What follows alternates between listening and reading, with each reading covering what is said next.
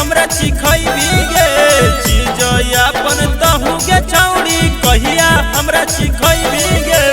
घर में जाके कह देबो सैंडल से पीटैबी रे। घर में जाके कह देबो सैंडल से पीटैबी रे।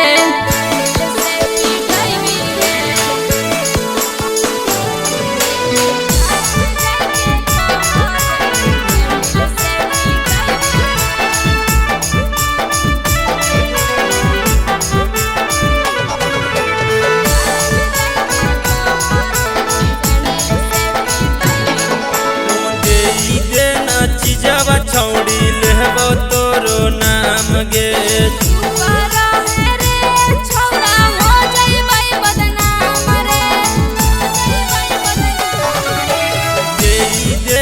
चीजवा छौड़ी लेबो तोरो नाम गे।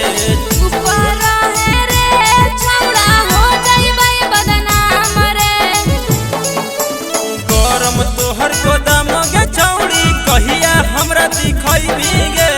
गरम तोहर गोदाम गे छौड़ी कहिया हमरा दिखैबी गे।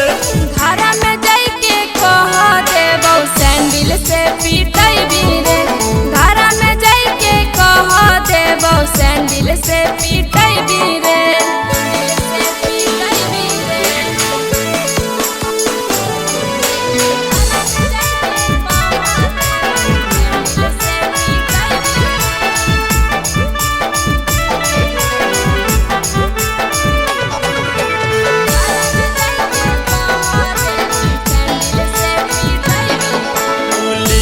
देबो तोरा छौड़ी बाबूजी वाला खेतवा गे लेके माजा सुने रे छौड़ा बढ़ाई देबी डेटवा रे। लिख देबो तोरा छौड़ी बाबूजी वाला खेतवा गे लेके माजा सुने रे छौड़ा बढ़ाई देबी डेटवा रे। निरंजन यादव के लभर छौड़ी कहिया तोहे बनैबी गे।